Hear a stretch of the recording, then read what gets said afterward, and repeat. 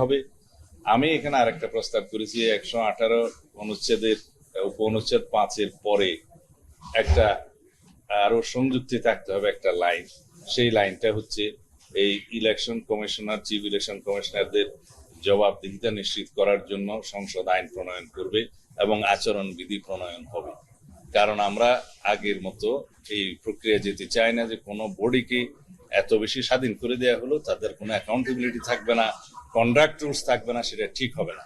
তবে আগের বিধান মাফিক যেটা আছে যে সুপ্রিম জুডিশিয়াল কাউন্সিলের আর্টিকেল 96 অনুসারে সুপ্রিম কোর্টের বিচারকরা যে পদ্ধতিতে অপসারণ হয়, এখানেও সেই একই পদ্ধতি প্রযোজ্য হবে, সেটা এখানেও উল্লেখ আছে।